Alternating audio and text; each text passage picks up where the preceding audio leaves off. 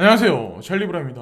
어저께 오후에 K뱅크가 업비트의 이제 주거래 은행으로 바뀔 거다. 원래 기존에는 기업은행이었는데 이제 23일부로 이제 바뀔 거고, 다음 달 7월 24일까지 이제 기업은행에서 K뱅크로 이제 바꾸지 않으면 입출금을 못 할 거다. 이런 게 공지가 아마 뜬 거를 다들 아마 확인들을 하셨을 거예요. 그래서 이게 불장의 시작이 아니냐라고 추측들을 많이들 하시는데, 제 개인적인 생각으로는 글쎄요 라는 생각을 일단 하나 하고, 일단은 K뱅크도 믿을만한 은행이라는 걸 여러분들이 아셔야 되는데 제1금융권 은행이에요. 그리고 중요한 건 기존에 있는 제1금융권, 기존에 이제 보수적인 어떤 그 금융권이 아니라 인터넷뱅크가 이제 한국에 이제 두 군데가 있죠. 하나는 카카오뱅크가 있고, 왜 인터넷뱅크 중에 K뱅크가 있는데 왜 카카오뱅크로 다이렉트로 안 했냐 라고 보시는 분들도 있겠지만, 너무 눈에 보이잖아요. 카카오뱅크를 그냥 지금 현재 상황에서 이렇게 연결을 시키면 우리 입장에서는 좀 더 편할 수도 있는데, K뱅크를 뭐 새로 가입을 해야 된다 뭐 이런 귀찮은 것도 없잖아 있는데, 어쨌건 저는 불장으로 가는 하나의 단계라고 보지, 이거를 뭐 불장의 시그널이다라고 지금 예측하기에는 좀 이르지 않나라는 생각을 하고, 또 하나 이제 중요한 게 K뱅크 신규를 오픈받으면 이게 불장이다라는 공식을 우리가 좀 약간 그거에 관해서는 좀 약간 한 발 물러나서 봐야 되는 이유가 뭐냐면, 일반 대중들은 시세가 엄청나게 급등을 할 때 불나방같이 여기 보면 하나의 이제 초가 타오르고 있는데, 그때서야 나방들이 달려든다는 거죠. 그러니까 설상 이제 신규로 오픈을 한다고 하더라도 만약에 지금 같은 장세가 유지가 된다면 저는 그냥 그렇게 흘러갈 거라고 생각을 해요. 그리고 가장 중요한 건 과세안이 아직 나오지 않았기 때문에, 우리는 지금 그런 생각을 하잖아요. 과세가 나오기 전에 2017년 같은 급격한 불장이 와서 나는 세금을 한 푼 안 내고 도망갈 거야 라고들 많이들 생각을 하시지만, 저는 글쎄요라는 생각을 하거든요. 오르긴 오르겠죠. 근데 그때만큼 급격하게 상승한다면 이게 자산시장이라고 제도권에서 승인을 내줄까요? 제도권에서 그렇게 생각을 할까요?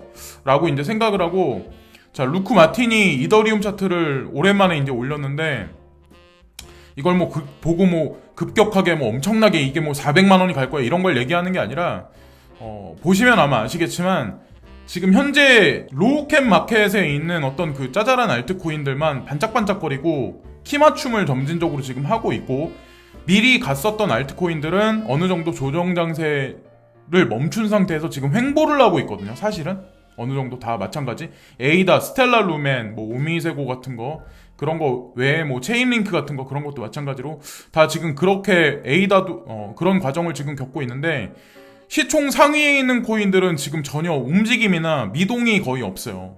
지금 이 상황에서 급격하게 떨어지든 급격하게 내려가든 아마 그런 장세가 펼쳐질 가능성이 많은데, 아마 다음 주가 트리거가 돼서, 저는 제 개인적인 생각이지만 비트코인이 여기서 떨어진다고 하더라도 8,900달러?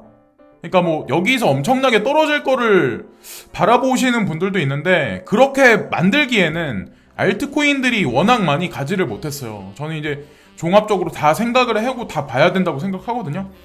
그리고 이더리움 2.0이 어떻게 될지 모르겠지만, 이더리움 2.0 스테이킹에 관한 어떤 해외 외신 뉴스가 점진적으로 지금 나오는 걸 보면 분위기 자체가 저는 나쁘지 않게는 일단은 흘러갈 거라고 생각을 하고 있고, 자, 차트적인 관점에서 지난 5월 달에 195달러 정도에서 지리하게 횡보, 박스권 장세를 보였던 이더리움이 이번에 6월 달 들어서도 지금까지는 횡보 내지는 그냥 박스권 장세로 유지를 하고 있는데, 그때 5월 달 장세를 비춰보면 향후에 만약에 올라가는 흐름이 보이면 50에서 60달러 정도의 상승세가 급작스럽게 일어날 가능성이 있다라는 거를 루크 마틴이 이제 얘기를 하고 있어요. 저도 이제 지금 현재는 이런 식으로 가지 않을까 기대를 하고, 비트코인에 관한 차트는 큰 관점에서 보면 어센딩 트라이앵글 패턴, 그리고 어센딩 트라이앵글 패턴이란 얘기는 어느 정도 수렴이 끝나면 상승할 가능성이 있다. 근데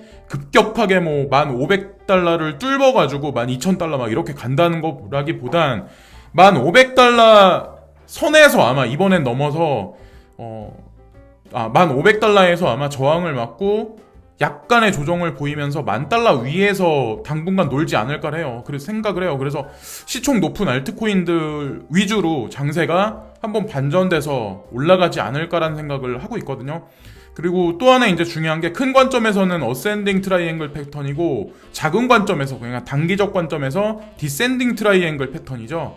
디센딩 트라이앵글 패턴이 나왔다는 얘기는 여기서 점진적으로 슬금슬금 떨어질 수도 있어요. 지금 보면은 $9,300대에서 머무르고 있는데 $9,250 정도에서 만약에 하방을 강력하게 찍기 시작하면 $8,500까지 떨어질 가능성이 있거든요. 그러면 여기 나와 있는 이 패턴 자체가 그냥 끊어져 버리는 거죠. 사실 이 어센딩 트라이앵글 패턴이. 그래서 그렇게까지는 안 갈 것 같고 어쨌건 이 지금 수렴 부분이 다음 주면 거의 마무리될 가능성이 있지 않을까라고 이제 개인적으로 생각을 합니다. 그리고 또 하나 우리가 주안점으로 많이 봐야 될 게 뭐냐면 이게 아침에 그 미국 주식시장이 마감이 됐는데 3,200, 3,300까지 S&P 500 지수도 막 이렇게 계속 올라갈까 말까 막 이러다가 지금 조정 장세를 계속 거치고 있잖아요. 그래서 앞으로 이제 다음 주 들어서 주식시장하고 이게 커플링으로 될지 아니면 진짜 디커플링으로 가면서 암호화폐 장세 흐름이 어떻게 될지는 모르겠지만 일단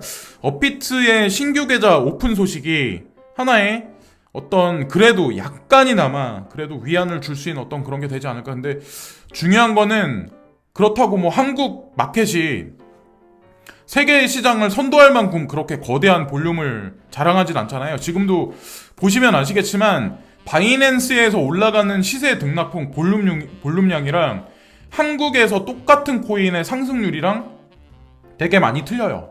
그래서 그런 걸 보시면 되고 뱅크 오브 잉글랜드가 지금 보면 100빌리언의 빌리언 그 파운드와만큼 그 영국 경제에다 이제 그 QE를 풀었다, 돈을 풀었다 뭐 이런 얘기가 나오는데 제가 이제 어떤 말씀을 드리려고 하냐면 여기 보시면은 바이낸스의 GBP 파운드와 페어된 거에 관해 비트코인, 이더리움, XRP, BNB, GPP, BUSD까지 페어되어 있는 코인을 이제 거래를 터놨어요. 무슨 의미냐면 이게 미리 준비를 했었다는 거죠. 이게 뉴스가 나온 게 얼마 안 됐거든요.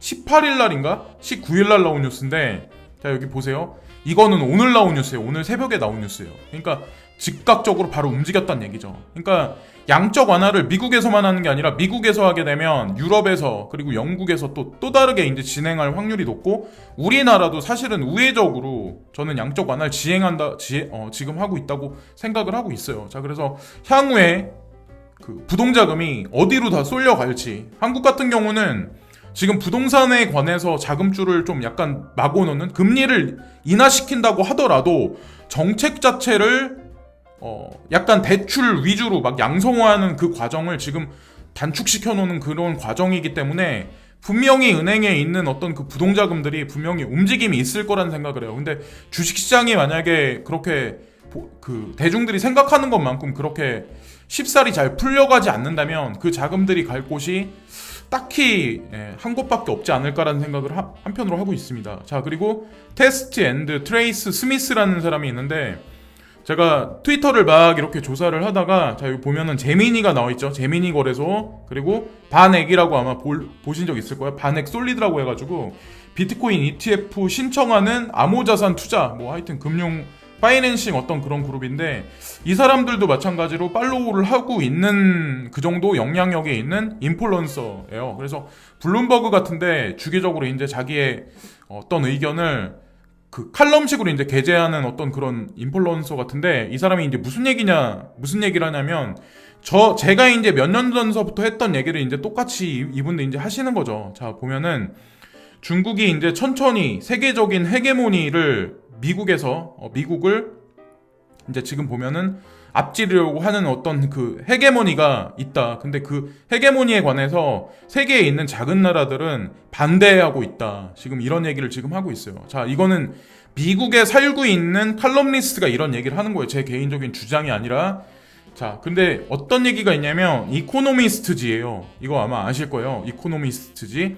자, 근데 여기 보면은 누가 세계를 움직이기 시작하냐 뭐 이런 얘기가 나와요. 그래서 무슨 얘기냐면 여기 밑에 글을 읽어보면 세계 어떤 그 비중이 G7에서 G20로 비중이 커졌다. 많은 비중이 옮겨갔다. 이런 얘기예요. 그래서 여기 보면 미국이 되게 피곤한 가운데 중국이 되게 바빠졌다. 피곤한 만큼 바빠졌다. 이런 얘기가 나오거든요. 무슨 얘기냐면 아마 아실 거예요. 나토군이 유럽에서 9,500명인가 뭐 점진적으로 철수시키고 그 여파로 인해서 다른 나라 콜로니에 있는 미군들이 다 본국으로 철수시킬 거다. 철수할 거다. 이런 시나리오는 예전서부터 있었던 얘기고 그렇게 될 가능성이 되게 많아요. 자금들도 마찬가지로. 그래서 이 암호화폐에 관련해서 유튜브 하시는 분들이나 책을 발간하셨던 분들은 항상 가만히 보면 미국 위주의 그림, 미국 위주의 어떤 그 플랜이 앞으로도 100년간 이어질 거다. 아니면 중간에 중국은 망할 거다. 막 이렇게 말했던 사람들이 망하지 않는다, 이용한다, 뭐 이렇게 말 바꾸기를 하는 사람들이 있는데 그런 사람들이 일관성 있게 주장하는 사람은 그래도 저는 그 사람 의견이 맞건 틀리건 상관없어요.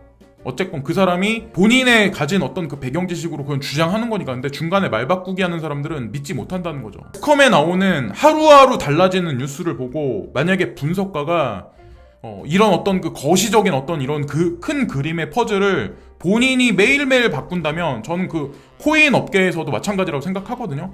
언제는 비트코인은 뭐 어떻다, 뭐 알트코인은 어떻다 막 이렇게 얘기를 하다가 알트코인도 사라질 거예요. 비트코인만 살아남을 거예요. 또 알트코인이 막 올라가면 알트코인 뭐 어떻다. 근데 이런 게 다 의미가 없다는 거죠. 그리고 일관성 있게 저는 항상 계속 주장을 해왔고 앞으로도 어떻게 되나 한번 지켜보세요. G7에서 G20 비중이 커졌다는 얘기를 제가 예전서부터 이제 말씀을 드렸는데, 자, 칼럼에도 이런 얘기들이 나오죠. 그래서 아직까지도 이제 사람들이 미국하고 이제 중국의 어떤 그 갈등이나 색깔론을 대입해서 난 어느 편이야, 넌 어느 편이니까 넌 나빠, 막 이렇게 사람들이 보통 생각들을 되게 많이 하는데 이런 거는 생각을 안 한다는 거죠. 바이낸스가 중국 위주의 거래소잖아요. 중국색이 짙은. 근데 중국 거래소가 미국에 어떻게 오픈을 했을까요? 이건 물음표를 안 던져. 그리고 비트메인은 어떻게 텍사스 락데일에 이 비트메인 거대한 채굴 농장을 오픈시켜서 어떻게 움직일까요? 그리고 우지아는 어떻게 실리콘밸리에 가서 이 S19 프로 그 외에 채굴하고 관련된 여러 가지 어떤 인공지능 칩셋에 관해서 어떻게 연구를 진행할 수 있어요. 그런 거를 이제 물음표를 안 던져보시고 그냥 이례적으로 나오는 그런 뉴스들만 그냥 보시고 항상 색깔론만 대입하시면 분석하시는데 약간 제가 봤을 때 우매하게 한쪽 방향으로 치우치지 않을까라는 생각을 되게 많이 해요. 자, 그리고 제가 이제 한 가지 또 말씀드리고 싶은 게 이 사람도 이제 인플루언서거든요. 뭐라고 얘기를 하냐면 그 역사적인 비트코인 가격의 ROI 룩업에 관해서 이제 얘기를 하는데 2011년 6월 4일 날부터 본인이 이제 포스팅을 진행을 했었대요. 트윗에 올렸는데 그때의 가격이 16.58달러였대요. 근데 가만히 보면 지금까지 오늘까지 56,051% 상승했다 이 얘기를 해요. 근데 우리는 그런 생각을 해야 된다고 생각하거든요. 나는 왜 투자를 안 했을까? 사람들이 이 지금 상승률만 보고 이 사람이 이렇게 돈을 많이 벌었다, 그 상승률만 보고 그런 생각을 많이 하는데 대중은 2020년 지금 현재에 와서 후회한다는 거죠. 가격이 올라가면 대중이 흥분한다라고 제가 여기 한 문장을 써놨는데 제 친구한테도 제가 소개를 한 적이 있었어요. 비트코인에 관해서, 이더리움에 관해서 소개를 했었는데 코인이 그때 가격이 제가 알기로 몇십만 원인가? 그때 그랬었고 이더리움이 만 몇천 원? 하여튼 2만 원 넘지 않는 가격이었던 걸로 알고 있어요. 어쨌건 근데 모르겠네요. 근데 지금은 그런 친구들이 과연 이 암호자산 시장에 관해서 어떤 생각을 할지. 그래서 또 하나 이제 중요한 거는 지금 이 암호자산 마켓이 알게 모르게 그림자 금융 세력들이 계속 점진적으로 키워 나간다는 그런 생각을 되게 많이 받는 게 사람들이 이런 거에 관해서는 질문을 안 한다는 거죠. 컴파운드라고 하는 이 코인이 있는데 이게 메이커다오가 원래 디파이 어떤 이 산업에서 첫 번째 가는 어떤 그 플랫폼이거든요. 근데 컴파운드가 등장하기 시작하면서 급작스럽게 이게 메이커다오를 그냥 앞질렀어요. 컴파운드가 예전에 이제 코인베이스에서 그런 얘기를 했죠. 몇 가지 이제 그 12개나 되는 코인의 후보들을 걷다 던져놓고 그 다음에 앞으로 상장시킬 거야 이런 얘기를 이제 던져놨었죠. 근데 먼저 컴파운드가 먼저 입성을 했는데 어쨌든 이거를 통해서 유동성 자금을 지속적으로 지금 암호화폐 장세에 투입하기 위한 그 준비 작업을 지금 하는 게 아닐까. 그래서 USDT하고 관련해가지고 되게 많이 풀려났다 이런 얘기들이 있더라고요. 지금 보니까 컴파운드를 통해서.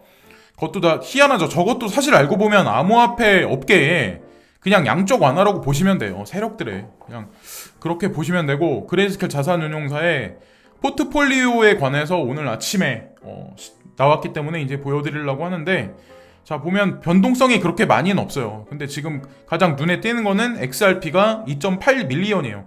다른 것도 상대적으로 좀 까진 것도 있긴 있는데, 자 GKC 같은 경우 약간 까지긴 했는데 비율적으로 따졌을 때 XRP가 상당히 많이 약세 흐름을 지금도 보이고 있어서 아마 되게 힘드실 거예요. 힘드시긴 하겠지만 어쨌든 잘 견디셔야 된다는 거죠. 그리고 이런 그레이스케일 자산운용사가 여기 포트폴리오를 올리면 밑에다가 다른 코인사들이 뭐 비체인을 올려야 된다, 링크 코인을 올려야 된다, 뭐 무슨 코인을 올려야 된다 막 이렇게 거기다 글들을 많이 쓰는데, 저는 여기 나와 있는 이 상품으로 등재되어 있는 이 코인들이 앞으로 변동이 없을 거란 생각을 하거든요. 더 추가되지도 않을 것 같고.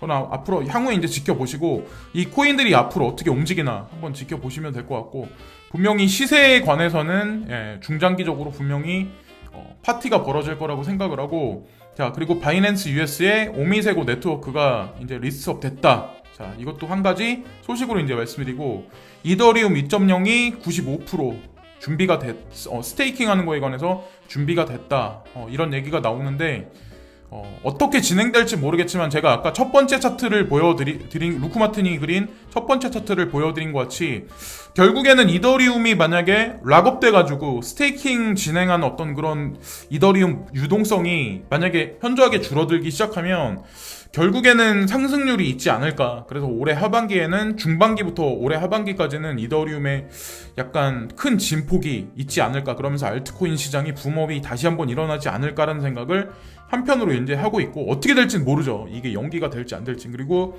최소량이 또 물어보시는 분들이 있어가지고 한 번 더 말씀드리는데, 스테이킹에 관한 최소량이 확보량이 32개가 있어야 되고 이자율은 4에서 10% 지급을 한대요. 이렇게까지 지금 현재 나와 있는 정보가 있고, 아마 아시겠지만 바이낸스부터 후오비부터 뭐 크립토닷컴부터 해가지고 지금 파일럿 테스트를 진행하고 있다. 파일럿 테스트를 진행한다는 얘기는 진짜 실제로 이게 스테이킹 서비스가 진행되는데 얼마 안 남았다는 걸 우리가 볼 수 있고, 제가 암호자산 시장하고 연결해서 부동산 시장하고 한 가지 비유적 표현으로 한 가지 설명해서 말씀드리려고 하는 게 한 가지 있는데, 매년마다 한국에서는 부동산 정책을 지속적으로 발표를 해요.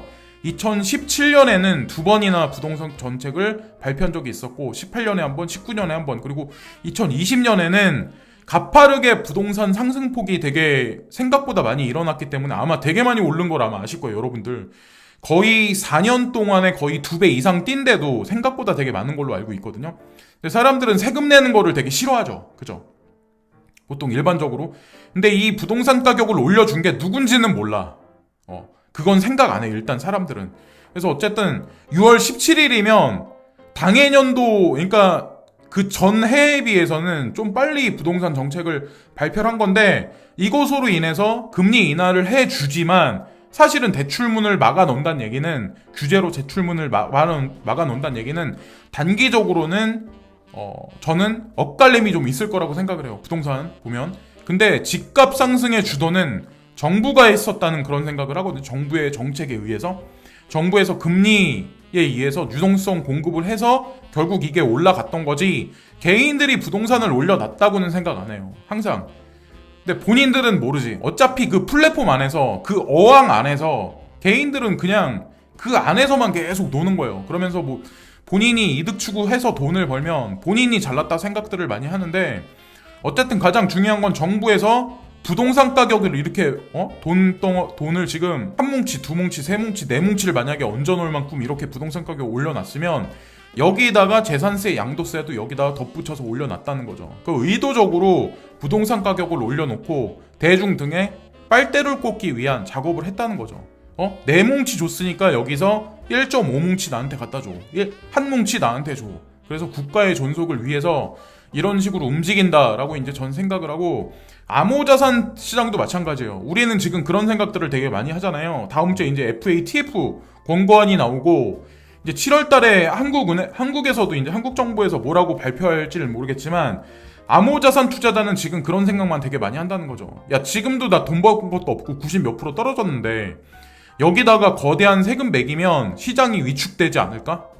그럼 나는 뭐야? 나 세금 내기 싫어. 라는 생각을 하는데, 제가 조금 전에 이제 부동산에 관해서 보여드렸죠. 이 부동산 이렇게 올려놓은 거는 누구냐? 자, 제가 개인이 아니라고 말씀드렸죠. 그러면 암호자산 시장도, 자, 보세요. 시장을 위축시키기 위해서 탄생시켰다고 생각하시나요? 암호자산 시장은 부동산 시장이나 주식 시장에 비하면 올라간 게 없어요. 거의. 네. 올라간 게 거의 없어요. 여러분들 계좌를 보세요. 올라간 거 거의 없어요. 어떻게 보면. 예전에 비해서. 사실 알고 보면. 그러니까 진폭이 상당히 약해. 근데 여기서 만약에 거대한 세금을 여기다 때리면 시장을 위축시킬 텐데 바보 같은 짓을 정부에서 하진 않을 거라는 거죠.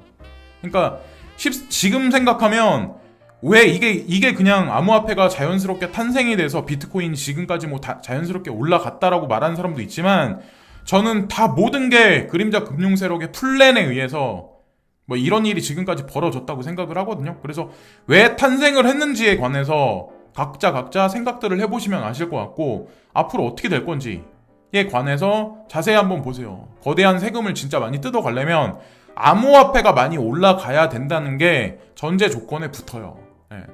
그리고 또 하나 이제 되게 대중들이 생각하는 게 되게 웃긴 게 뭐냐면, 제가 요 근래 이제 텔레그램이나 카톡방 보면은 뻔한 얘기지만, 뭐 비트메인이 뭐 망했네, 우지한이 뭐 사망했네 막 이런 얘기가 나오면 그때도 마찬가지야. 비트코인 캐시 망한다 이런 얘기들이 있었어요. 근데 이오스도 이번에 똑같아. 이오스도 사람들이, 개발자들이 이탈한다.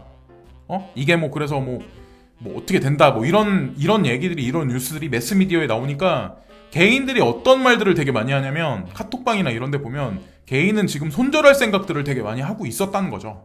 손절하거나 아니면 다른 코인으로 갈아탈까, 아니면 이 업계를 떠날까, 이런 생각들을 되게 많이 할 거라는 거죠. 근데 실시간 암호화폐 자금 흐름을 보시면 최근 10시간 자금 순유입 탑3에 이오스가 1위로 등극돼 있어요. 되게 아이러니하지 않으세요? 뉴스는 그렇게 나오는데. 그러니까 뉴스를 뉴스대로 고지고대로 보면 오히려 어떻게 보면 매스컴에 놀아나는 그냥 개돼지로 전락할 가능성이 높기 때문에, 항상 이렇게 뉴스를 보실 때 내 가운데 중심을 두고 축을 거기다 내 배경 지식인 기준에 두고 거기에 맞춰서 모든 것을, 어떨 때는 역설로 반어법으로 계산하고 어떨 때는 그냥 정론으로 받아들이고, 잘 이런 거를 보시면서 퍼즐을 잘 맞히셔야 이 업계에서도 살아남고 끝까지 남을 수 있을 거라고 생각을 합니다. 유튜브를 보실 때도 마찬가지라고 생각해요. 잘 이렇게 가려서 보시고, 그렇게 잘 정보 같은 거 많이 취합들을 하시고 그렇게 해야 되지 않을까라는 생각을 합니다. 그래서 불안한 장세가 지금 연속적으로 일어나는 이런 지금 혼란한 장세 속에 업비트의 행보가 앞으로 어떻게 될지 그것도 이제 궁금해지고, 다음 주 들어서는 제가 FATF에 관한 어떤 그런 자료에 관해서 좀 약간 연구를 많이 하고 좀 정보 취합을 많이 해서 영상에서 많이 말씀을 드리려고 하거든요. 20일, 오늘이 21일이니까 24일 날이 전체 회의로 진행되니까 아마 지금도 FATF는 회의가 진행되는 걸로 알고 있어요. 그래서 어떻게 될지 한번 지켜보자고요. 지금까지 찰리 브라운이었고요. 오늘도 진심으로 감사를 드리고요. 항상 감사합니다. 구독과 좋아요 끝으로 부탁드립니다. 감사합니다.